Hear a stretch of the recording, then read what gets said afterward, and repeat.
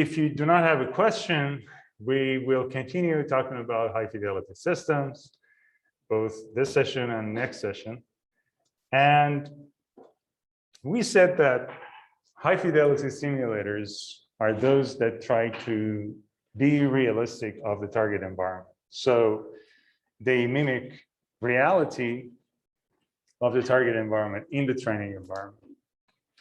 And one question that I have from you, of whatever you can remember, is what do you think are the type of tasks or jobs that are more likely to need high fidelity simulators? Yes.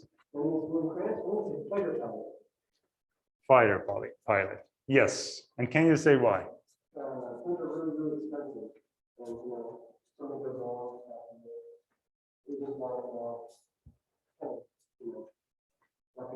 Yes, it's expensive. It's a sophisticated system, and the skill is like a multifaceted skill to deal with such a huge and complicated system like an airplane. Yes? And I would say surgeon, because the job is really risky and Yes, surgeon, especially modern surgery that use sophisticated tools or robots like Da Vinci robot, that's the most famous one used in surgery.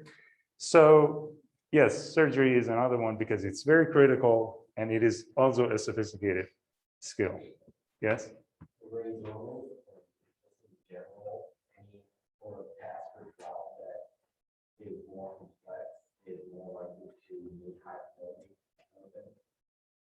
Yes, more complex skills in general, even if they do not involve one holistic, sophisticated system, but different, simpler systems also are more likely to need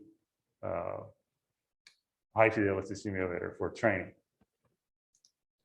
So as you said, tasks that involve using sophisticated systems. This is like a more general, like livelihood, but you can think of it as like a general maxim.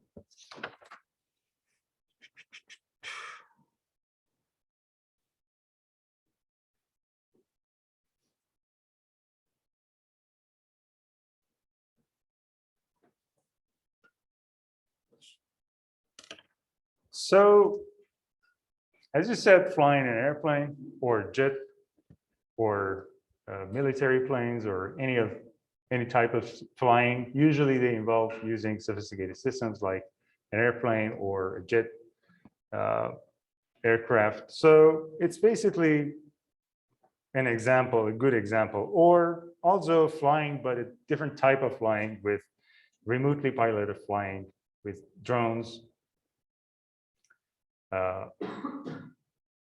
Or UAVs as they call it. So it's basically another example of using a sophisticated system. Or robotic surgery, just like what you mentioned, it's both of these are training. So you see that here is like a model of human that they're doing or practicing the surgery on. So even like the target system itself might be used in training in this case, and they can also be considered as high fidelity because it's still not the actual scenario. It's training, but it involves almost all of the details of the environment that the actual task has. Or another example, which is used often in research and for practice, is controlling a nuclear reactor, because the controlling room or the people who are responsible in the controlling room deal with a lot of controlling devices, and those devices are usually complex devices, and their attention should be paid to various different parts of the system. So this is also another example, and this one is also a training session. So it's, even though it looks like the real controlling room for nuclear reactor, it's just like a training environment for training.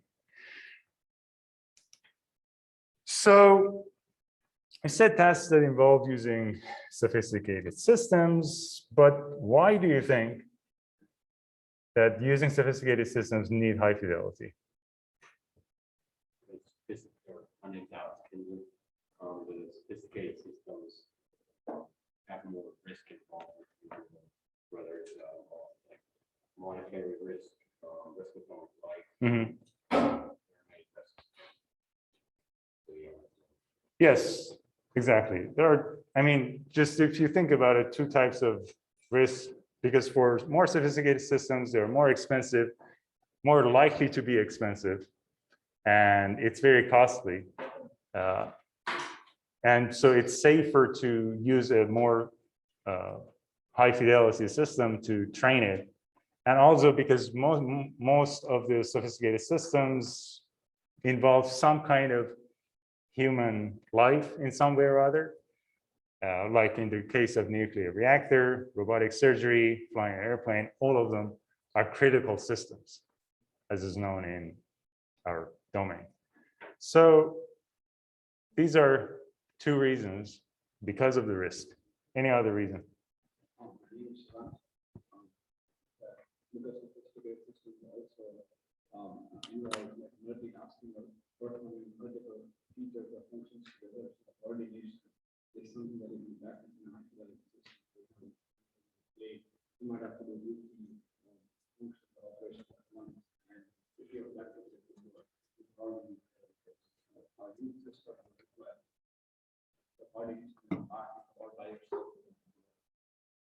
Yes, and of course, sophisticated systems are more likely to involve more sophisticated interfaces.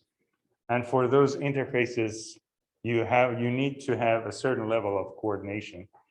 And also, they're more likely to need more attentional resources or more complex kind of skill to deal with. So that's another reason to use higher fidelity system to replicate that experience. So yes, because they are more likely, or those systems are more likely to require sophisticated skills to operate. And we talked about part task training before, and we said that for part task training, we have more complex tasks, and we break those tasks into several subtasks, and we train each of them independently. And in the end, we combine them in a holistic simulator. And that holistic simulator, in the end, needs to have a certain level of fidelity, or needs to be higher fidelity.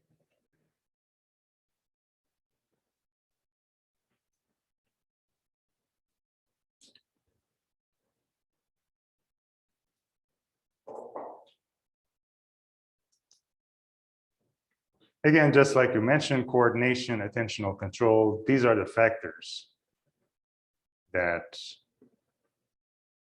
contribute to the necessity of using high fidelity systems.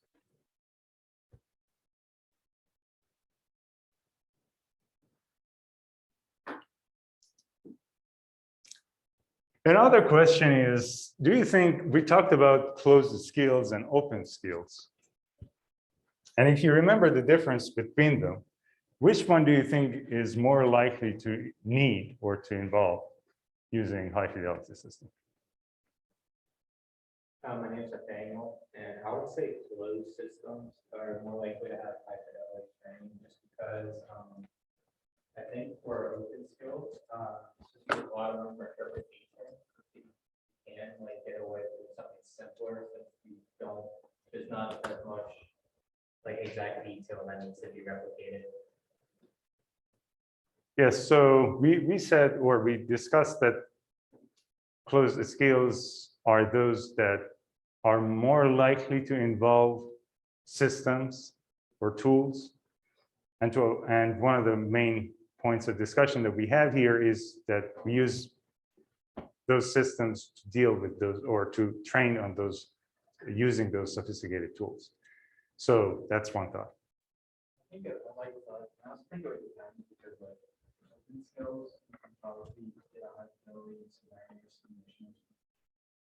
And which is very helpful, like teaching them to get or like stuff like that. So I think it would really depend, but I think the general simplicity I think you might try for skills. Let's say they both. So both, it depends on the task, and we might need to use higher fidelity system even for open skill. That's another thought. Would you consider like initial open skill? Yes. Yeah, so obviously there's an insane amount of risk present, and that probably goes for any other skill that has very high level of risk for human life. Very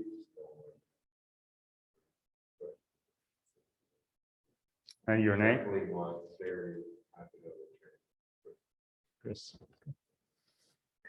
So yes, that's another, for example, if you think about a good example of military training, it is an open skill because it doesn't follow fixed procedure. There's no, like, there can be, if you think about it, like certain systems that certain units or people work more with, but usually a lot of people in the military or a lot of military personnel deal with a range of systems.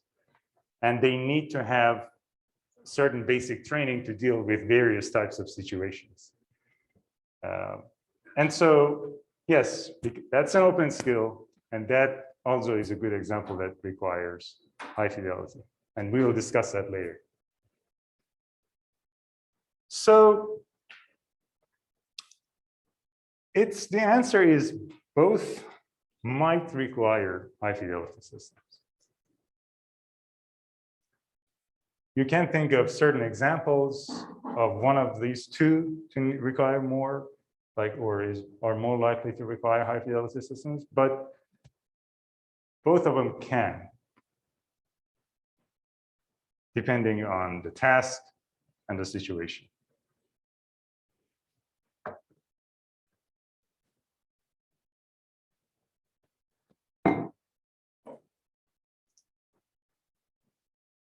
So if you think about this example as a robotic surgery, it's more or less a closed skill in this picture.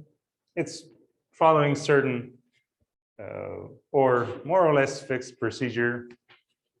So it's an example of a closed skill that requires high fidelity, but another example is military responsibilities or jobs that are open skill, and they also need, or we'll discuss that more in detail in today's session, that how they need or why they need high fidelity system for training. Do you have any question?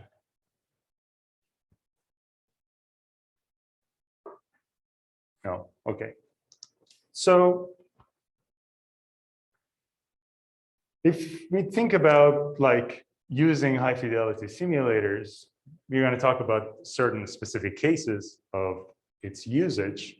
But before doing that, you should remember that whenever we use high fidelity, we also refer to computer simulations or even PC-based simulators that you see, for example, computer game a 3D game that is pretty much replicating a situation like 3D games that you might have had encountered with. So those can be considered as high fidelity. And if there are also low fidelity or mid fidelity systems in computer, but they are like 2D kind of graphical environment, or those that do not have, at least on the surface, visual or perceptual similarity with the system. So that's one thing to keep in mind. And if we talk about certain games like Delta Force, Counter-Strike, or even GTA, if you can think about like more recent examples, most of them are high fidelity because they look like certain realistic situations or realistic scenarios, at least in this context.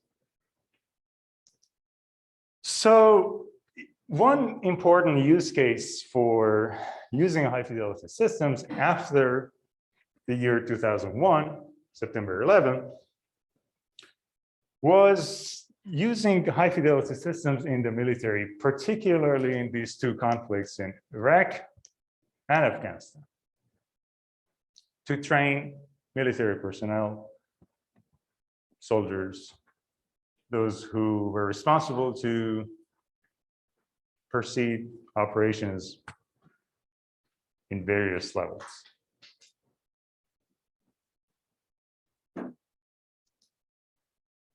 So at first, these computer-based high-fidelity simulators were mostly used for training, coordination, and strategies. Like there is a team of soldiers that are intended to implement an operation, and they practice their coordination within these simulators or something like computer games.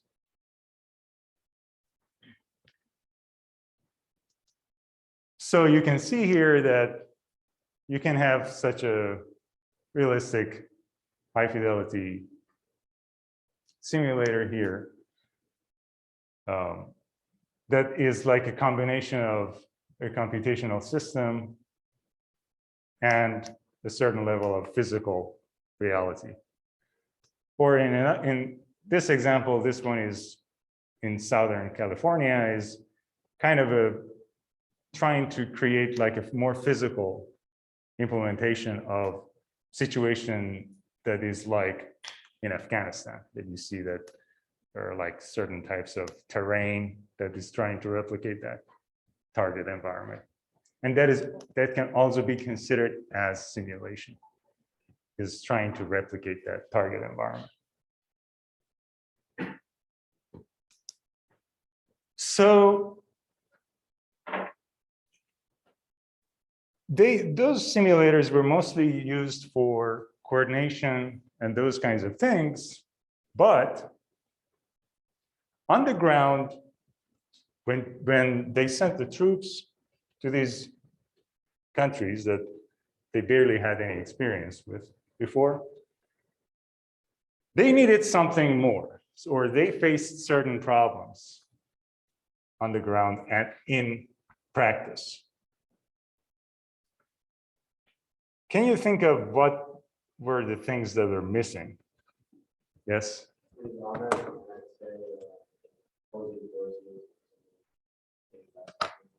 Opposing forces.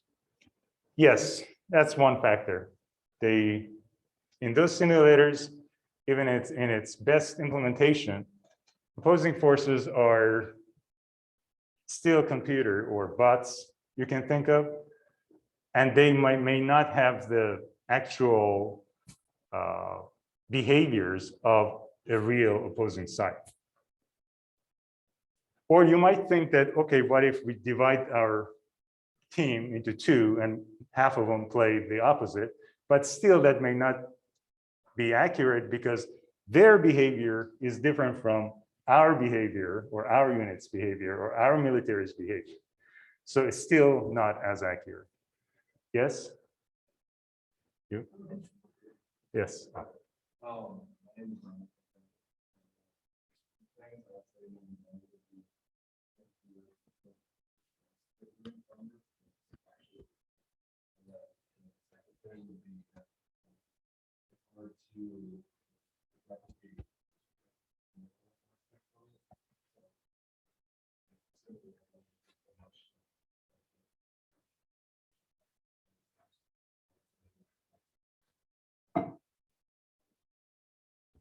So stressors, emotional factors of being in the environment, or many of those people were those that never had the experience of being in actual war, and then they were suddenly faced with the difficulties, stresses, emotional factors, depression of being in the real battlefield.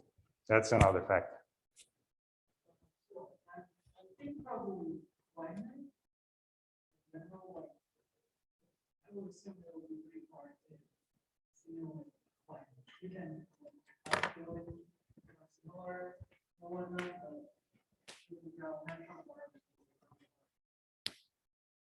Yes, that's one factor, the exact replica of that climate.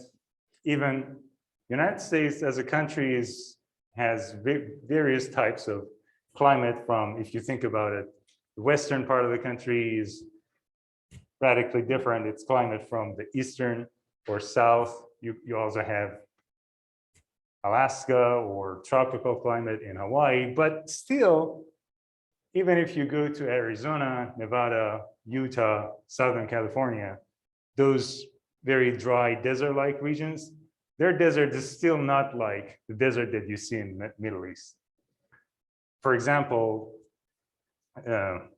they had, like in 1980, 81, US had an operation to save hostages, that there was like hostage crisis in Iran, to save those hostages from Iran. And they sent military troops, like a number of aircrafts, but then there was like a desert storm, like crazy wind and all the sand, and they couldn't see anything, and that entire operation was failed. So you don't have those types of things here in the US. So climate is one factor, yes, to have the experience with that climate and to be able to predict and how to deal with that type of situation.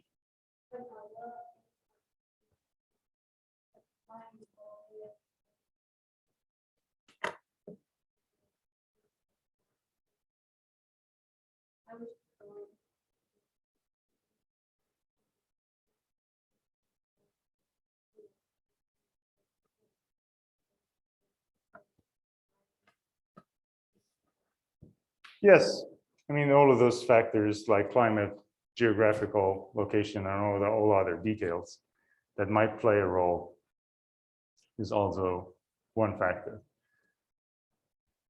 But if you think about, like, in a different level of analysis, just imagine this scenario that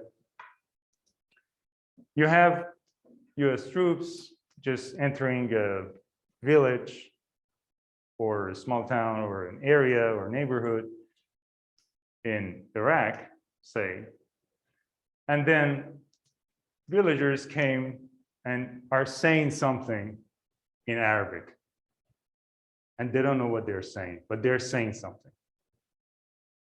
And then suddenly, boom. And they don't know what, they couldn't figure out what's happening here.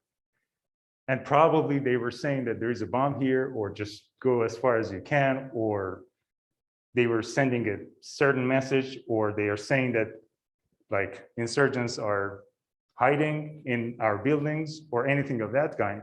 But they weren't familiar with their type of message, with their context, with their language, and they missed their message.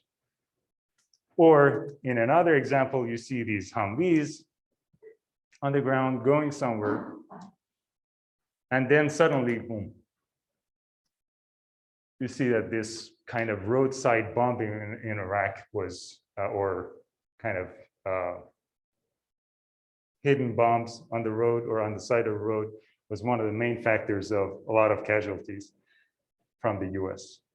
So these were the situations that US forces weren't prepared for, at least to this extent. They couldn't predict that this would be the case.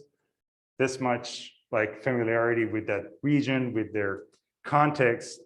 And we can say that technically social skills was what was missing in their training. And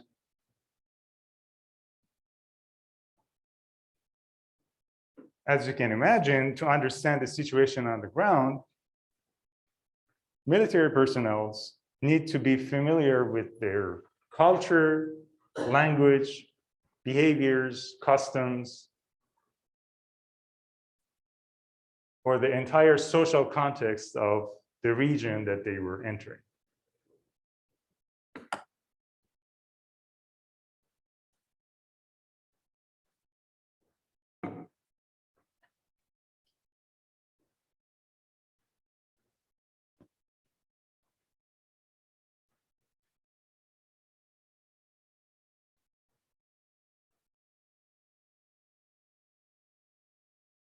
So in other words, these are the things that are not usually taught in military training, because you cannot teach the culture and behavior and language of all countries on the planet, that maybe one day we need to have an operation in one region in the world.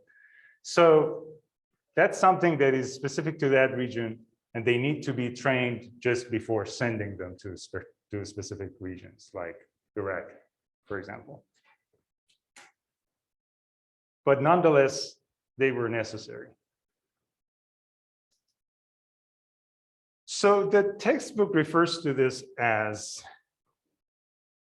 non-kinetic operations. That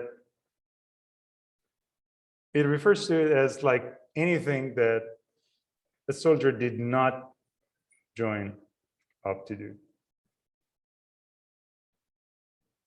Dealing not with bombs or anything of that kind, but with human and social interactions.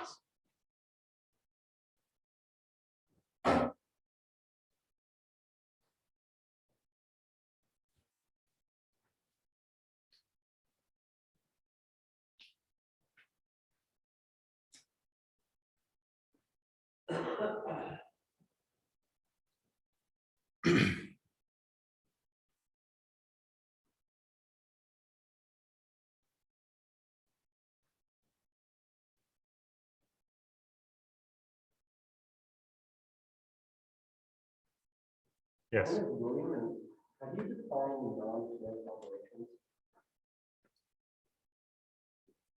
Can you repeat your question? My name is William. I'm trying to figure out what you mean by non-kinetic operations. Do you mean they weren't training social skills, they were training like kinetic operations as in using a rifle, or doing non-kinetic operations like some other? Yes, by kinetic is usually used, if you read the textbook, that chapter 10. Usually kinetic operations are those that are traditionally defined in the military using certain tools, rifles, tank, or any skill like troubleshooting skill that are usually categorized under the traditional military training skills.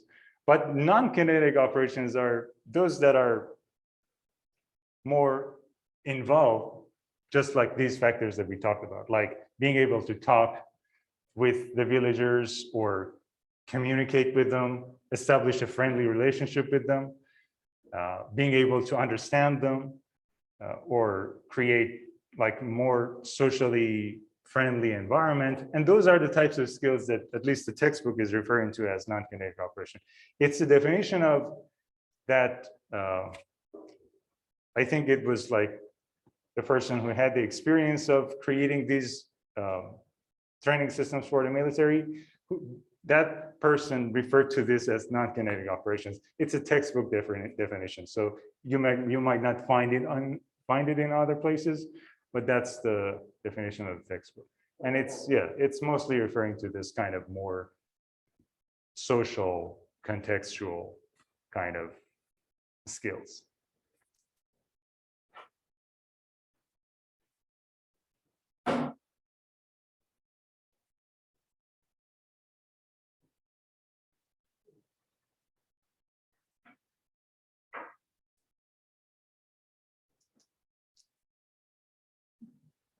So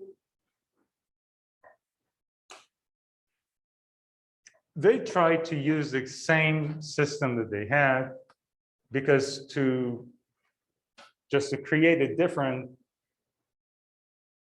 training program from scratch, just to teach these, or Arabic language, or their culture, or Iraqis, social norms, or anything of that kind, would cost a lot and would take long time.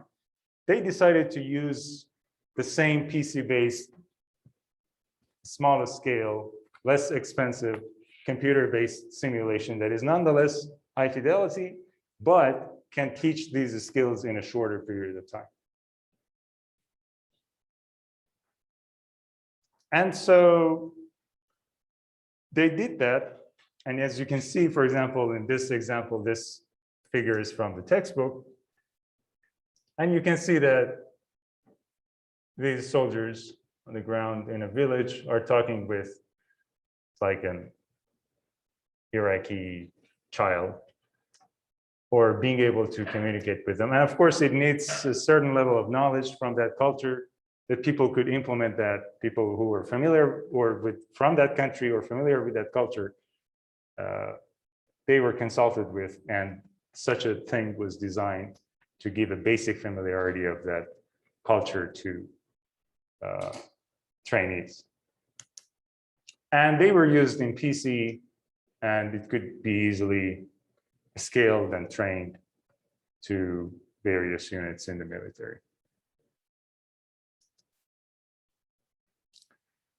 So these PC-based simulators were used to teach these social skills, like, as we said, language and phrases, social norms, and typical behaviors of, or the behavioral cues of that culture.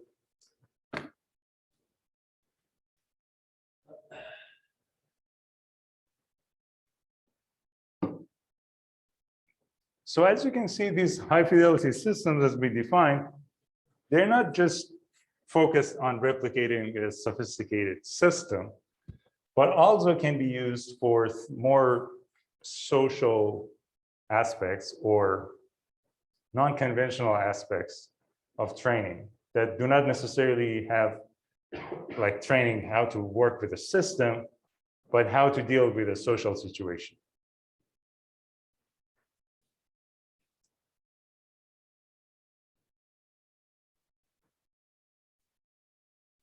Or if you think about a game like GTA, people who play that game in other countries that are, their culture is radically different from the US, they would get to know, like, oh, in the US, people talk like that, or the streets are like that, or cars are like that, or certain types of things that might make them familiar with a city like Los Angeles or whatever, wherever it was. So those simulators that we talked about, they use game engines and certain prepared engines, and then the military made some modifications to them to use them for training. And those modifications, after they were modified and used in military training, were also used later for games again. So here you can see like a cycle of the interaction between military, commercial, military, or as you can see, like both of them contributed to the growth of the other. Especially if you think of games like first-person shooter games. I'm just wondering, do you know any like game engines that were originally military simulator engines? I know that in that book chapter, they gave examples. I do not currently have anything in my mind. I do not remember the name, but I remember that if you read chapter 10 of the textbook, it gives example of the specific names of engines that they use. Yeah.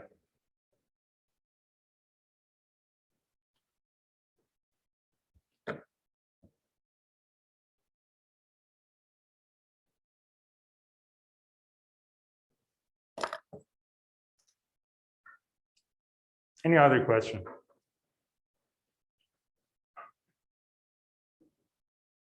So pretty much, would you say that some modern video games essentially originate within the military? In the sense that, like, for that, if you could say tools to create them originate.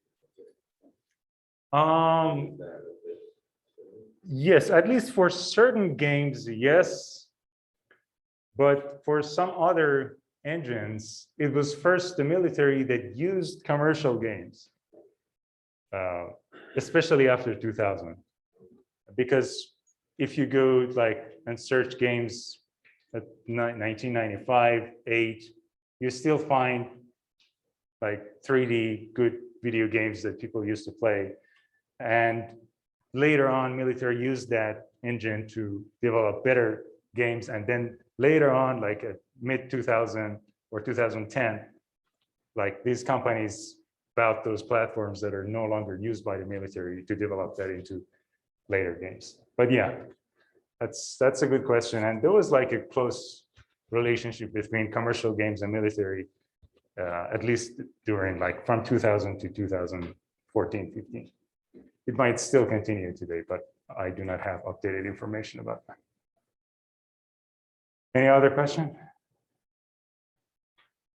Some of the things that you mentioned that PCs were used to teach like similar to teach in the military, like language phrase and like social norms and behaviors.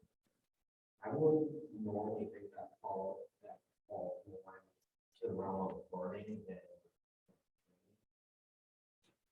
it could tell you if you take information and internalizing necessarily applying it to it. How would those things have been used in context of training? Yes, I mean, the reason that we mention that here is because these systems are called training systems, and those units were trained because they're soldiers, were trained in the training program of the military. And this was not just like a traditional course of Arabic language or their culture, like in anthropology or sociology or anything of that kind. It was more like something that was used for that specific mission that they had. So it should be something that is adapted into other military skills that they had. So that's why this combination makes it more like training than the traditional learning environment.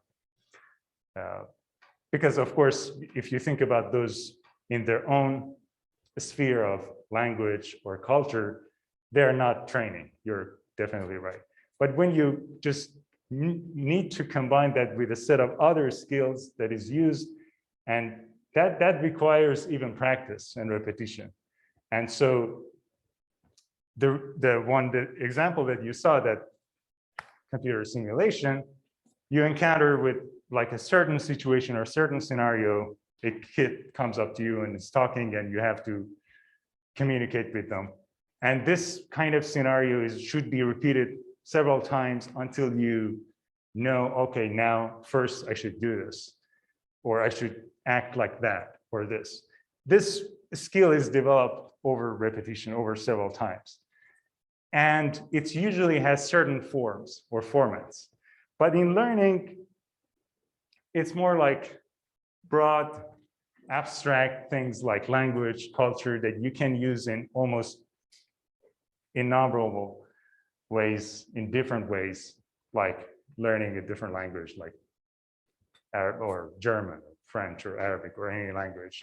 So the reason that it's called training is because it's kind of adapted into a more broad military context, and it's usage is not like universal, broad. It's for specific reasons and missions, and also people's level of learning that is not like learning the entire Arabic. It's just basic things that you need to communicate with those people. These are the reasons that they still call it training instead of like learning.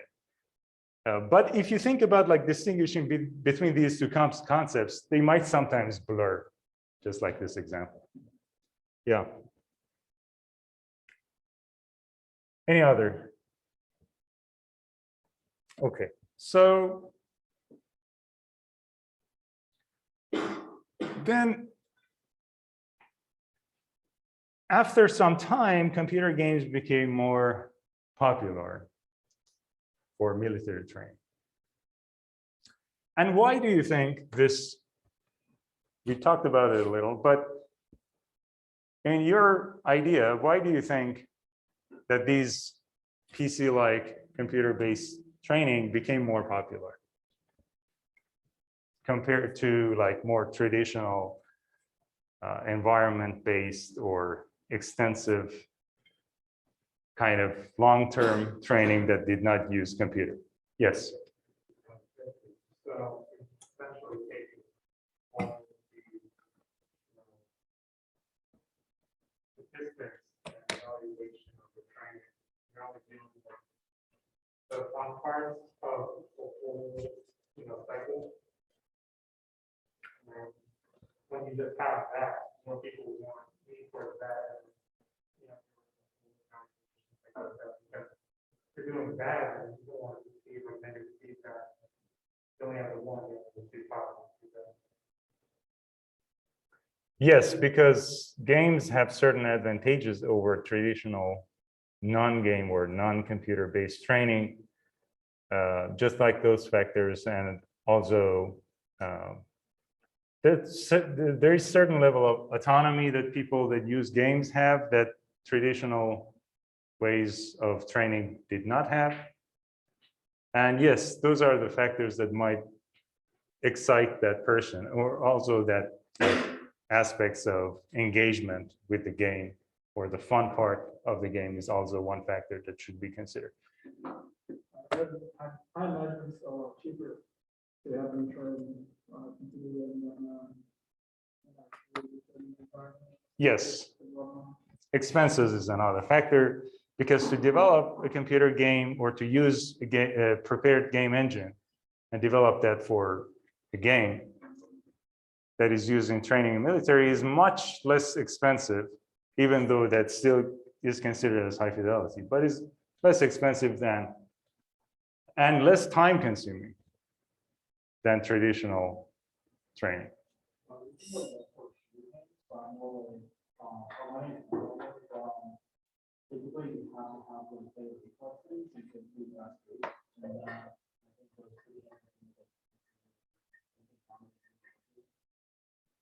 Yes, and your name? Yes. If you think about military kinds of skills, it's to a certain extent, it is a type of skill or expertise that is more suitable to be implemented and trained via computer simulation and computer games. There are certain tasks, or say, especially more like other types of open skills, like managerial skills or teaching a class, or a lot of other skills, they are not really that much appropriate to use a computer game for teaching its skills. It's not, even if they implement that, it would not be as engaging as military tasks. So that's another factor that makes it more appropriate. Any other reason? I would say that when we bring technology into military training and make things more predictable, in a way that every single person or trainee going through the training would have experience. Everybody could have the same sort of experience. I think that's important for military training. Yes. exactly. And yes, you can just, again, if you think about like your own experience of playing computer games, I don't know how many of you played those kind of first-person shooter games, but they can do a good job in replicating like that actual experience of like walking, like shooting, like those details. I not like playing a video or any picture of it because it might disturb some students, but basically there's a lot of similarities between even older first-person shooter games like Counter-Strike and the actual experience of dealing with a rifle or anything of that kind. So first reason is because it's cheap. To develop computer games for military is relatively less expensive.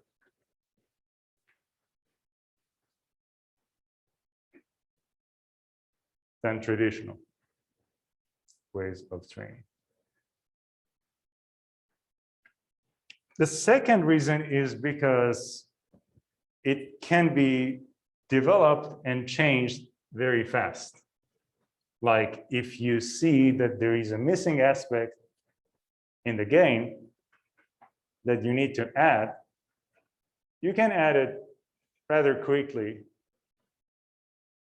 and say you need to add more social interactions or you need to add a new type of device. It can be easily modified. And if you compare this with like actual device or having actual devices for training, it's much less expensive. Even for an organization like the military that needs, that has huge amount of budget, even for them, it is very important to save costs in that respect. And also because they turned out to be effective.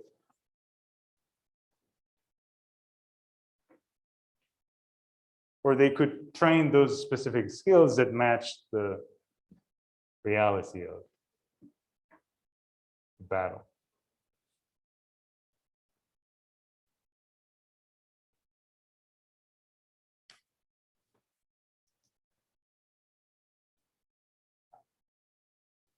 So if you think about more traditional training, usually it needs at least one supervisor or one individual trainer or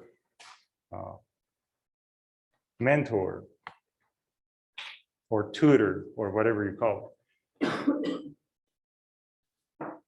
But this one is, at least for training certain tasks, it doesn't require that trainer or that person.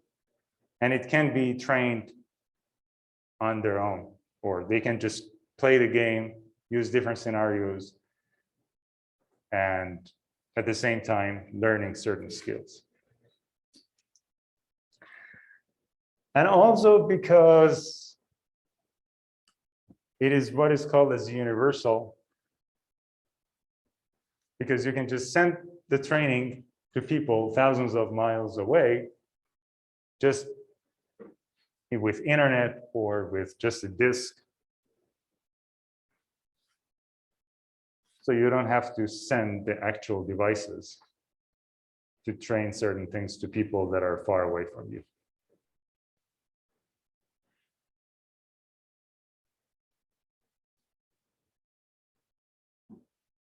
So these were some of the reasons that games became more popular in the military training. But the problem is, as the textbook mentioned, these games should be designed with care. And if they are not designed appropriately or they misrepresent the reality of the target environment, or if they are not superb, their effectiveness is really close to zero or nothing.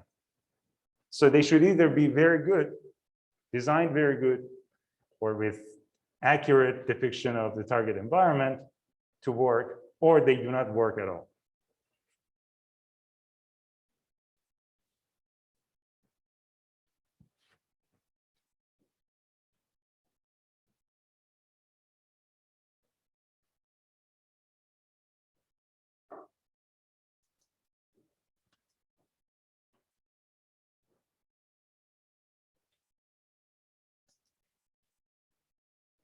So it is basically the responsibility of the designer, of the developer, that is also needs to use subject matter experts consultation or to have the knowledge of that target task and responsibilities and objectives,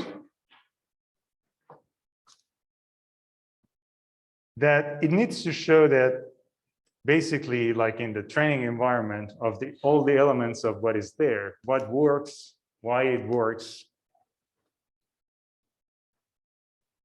And also whether it's just that game that needs to be there. So you just train with the game, and then after that game, you don't have to do anything else.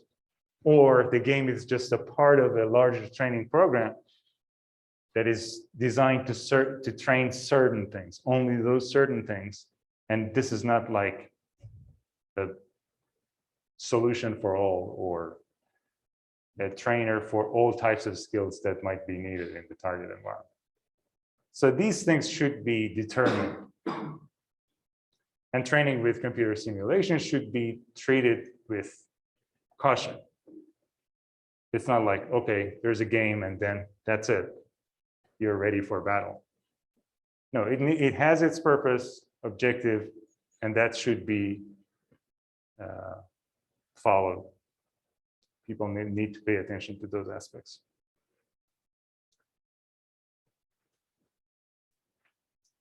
So, do you have any questions?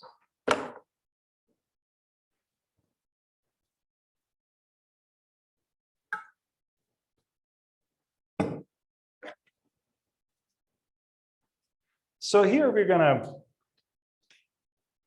like review an example of one game, and it is Star Wars. It's just DARPA and Wars, it's just combination of these two, and it's used to train dealing with ambush attacks that happened particularly in Iraq.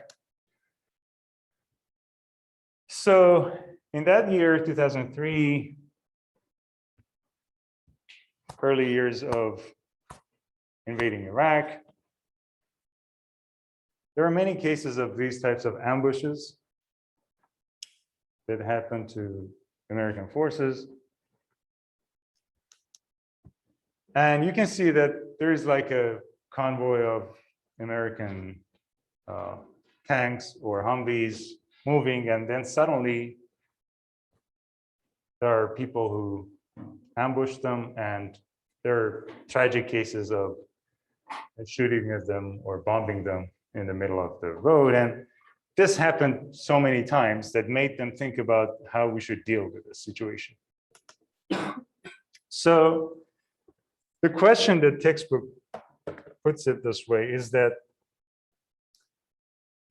is it possible to teach those military personnel or those soldiers on the ground as they're moving that they kind of feel like, oh, now we are getting closer to a bad situation that looks like ambush, or we shouldn't go in that direction, or something that would kind of unconsciously prepare them for something like ambush. And if it happens, how to deal with that.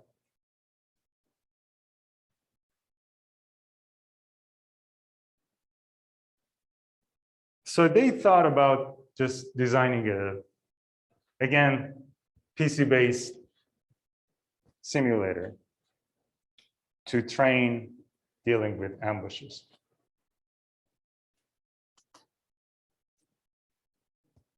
So the result was this game, Star Wars Ambush. And it was, again, like a first-person game.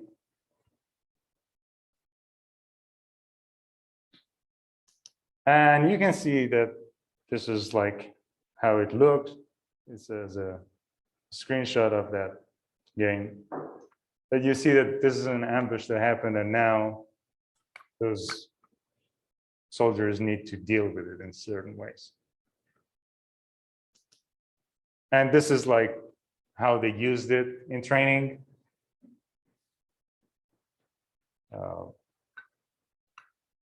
And each person can see other people or other units, how they coordinate with each other and how they deal with the situations and details of an ambush.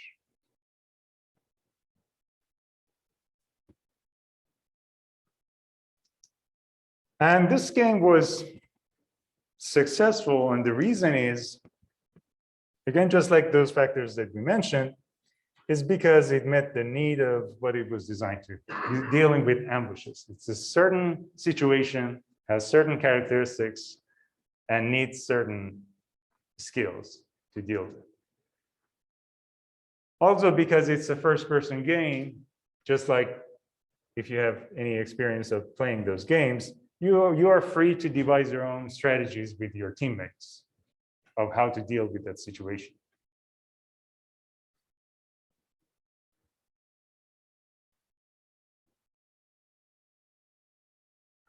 It's usually supervised by like more experienced people, and they would usually come back and say, I think this is a better strategy, or that was good, or giving some kind of feedback to those people in training. But coming up with those strategies or practicing to come up with strategies by those team members is something that they have freedom to devise. And also another thing is that they introduced an early version, and then after that was used and practiced, they just distributed that to commercial users. And when you distribute something to commercial users, then you're open to millions of players. And the good thing about this strategy is that you get the feedback from millions of players that can be very useful in improving a game. Because in Army's R&D or any organization's R&D, there are limited samples of people that you can test a game or any product on. It's limited, it's like 50, 100, 200, and even that is really time consuming. It needs behavioral experiments, control experiments. But when you have mass audience of like country or even the world, you have millions of people playing that game and giving their feedback to you, which is much more valuable, even for the military. And also, just like we mentioned a couple of times, relatively inexpensive, $10 to $20 for each CD.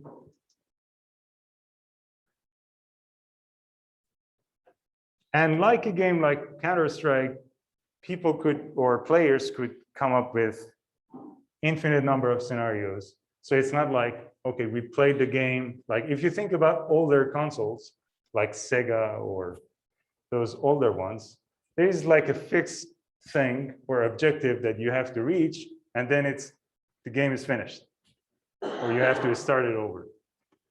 But in these games, like Counter-Strike or those examples, it's basically, you can play that in infinity. You can just play with another team. You can play that with different strategies in different maps, with different conditions, just using pistol or rifle or knife, or you can come up with anything that you can imagine. So this can go on for much longer time for players.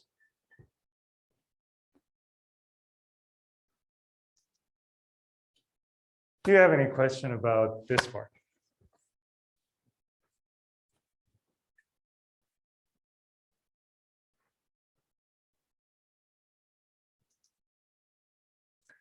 So one quick note, like in a parenthesis that I should mention here, is what the textbook referred to as proximity effect. And that is basically an important effect in training that is referring to the distance in time between the training session and practicing those skills that were learned. So it is basically assumed that after the training, people acquire the skill, and now they have the skill, and they can practice that skill later. But how long should it take between or after the training for those skills to still be there and useful? That's a factor that is really important. And this proximity effect says that the closer is the time, or the shorter is the time between the training and the actual practice of that skill, the better is the retention of those skills.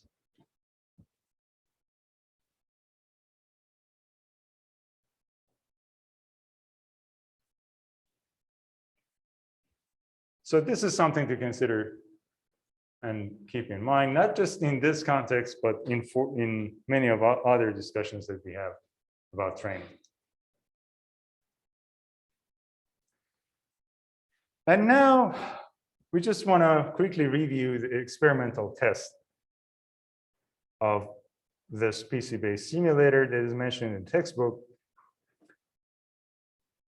And the main question was, now we talked about it, but does playing these PC-like computer simulators, do they really transfer to an actual environment? And if you think about this question, we have to test that experimentally with scientific method, whatever we talked in second or third session of the class. So imagine the goal is to prepare a team of Marines, and their goal is to clear rooms in an area. So they enter those rooms and they see there are no insurgents or bombs or anything, and they basically finish their search and they declare that place is clear. If you want to train this skill of you are with a number of team members and you want to do that kind of task, can you come up with an example of an experimental strategy or method to test the effectiveness of a simulator for this specific task? Well, I guess you have to get two teams into a Fidelity model. One team that's used to reading with one that hasn't. Yes. Yes, definitely that's one effective strategy, to divide participants in your experiment into two groups. One of them uses this game. The other one does not use this game or uses a traditional method of training. And in the end, you test their skill in an actual, well, not in the target real environment, but in an environment that is the closest to the actual environment. And you measure the amount of time it takes for them to clear the room. So that's exactly the strategy that should be followed. So what they did was that they used a studio, like a movie studio in California again, that is similar to a zone of conflict. And you can see that all of these details are real, like cars, like these buildings and people, bicycle, everything. And then they created a computer simulation of that exact same environment, but in a computer simulation. And that simulation was called Unreal Tournament. You don't have to keep it in mind, but just the name. And the result was that for those people that were trained without the computer simulation on the actual place, the first time it took them 12 seconds to clear a room. And then they repeated that several times until they reached 9 seconds, for example, to clear a room. But for those that used that computer game, 10 minutes of practicing with that computer game resulted in the first trial of clearing a room, their first room, in 9 seconds. So as you can see, it was more effective than the actual practicing in the real world. And if you see this chart, this left side, all of these 4, they are in the living real environment, but this right one is for that computer simulation. And so their first trial, about 12, and as they practiced more, this time decreased. But for this one, even their first trial, it was almost equal to the 4th trial on the traditional way.